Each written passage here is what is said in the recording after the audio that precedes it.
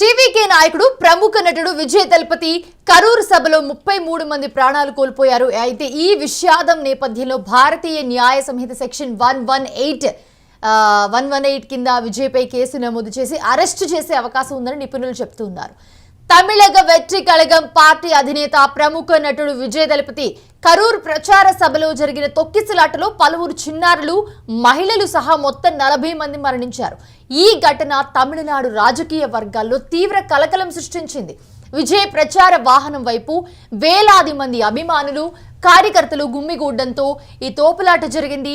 పిల్లలు మహిళలతో సహా చాలా మంది స్పృహ తప్పి పడిపోవడంతో హాస్పిటల్కి తరలించారు.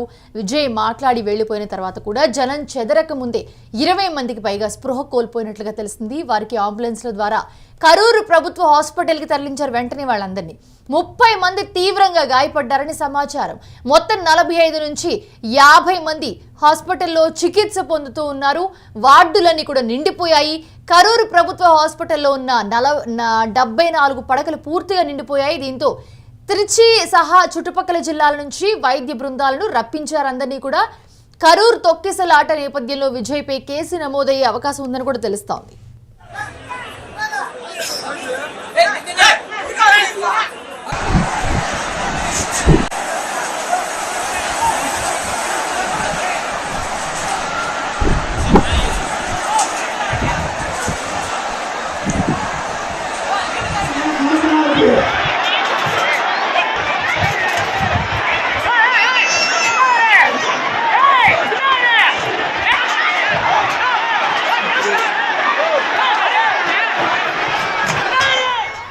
అయితే ముఖ్యంగా కరూరు తొక్కిసలాట నేపథ్యంలో విజయ్ పై కేసు నమోదయ్యే అవకాశం ఉన్నట్లుగా తెలుస్తోంది. విజయ్ పై భారతీయ న్యాయ సంహిత బిఎన్ఎస్ సెక్షన్లు 105, 1181 కింద కేసు నమోదయ్యే అవకాశాలు కూడా ఎక్కువగా కనిపిస్తున్నాయి. బిఎన్ఎస్ లోని సెక్షన్ 105 హత్య కానీ నరహత్య ఈ వీటికి సంబంధించినది. అయితే ఈ సెక్షన్ ముఖ్యంగా చెప్పాలంటే చంపాలనే ఉద్దేశంతో లేదా మరణం సంభవించవచ్చు అని తెలిసి చేసిన చర్యల వల్ల మరణం సంభవిస్తే గనక ఇది తీవ్రమైన నేరం.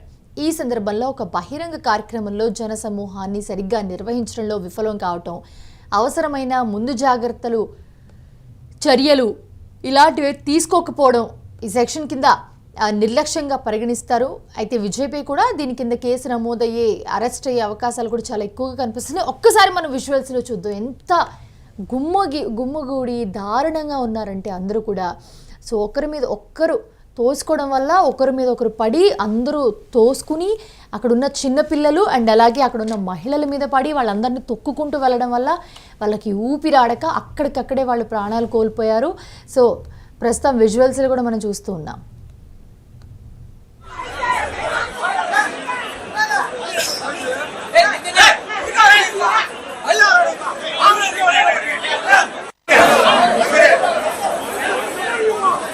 ఈ సెక్షన్ కింద నేరం రుజువైన వారికి జీవిత ఖైదు లేదా 5 నుంచి 10 సంవత్సరాల వరకు జైలు శిక్షతో సహా కఠిన శిక్షలు పడే అవకాశం ఉంది. జరిమానా కూడా విధించవచ్చు.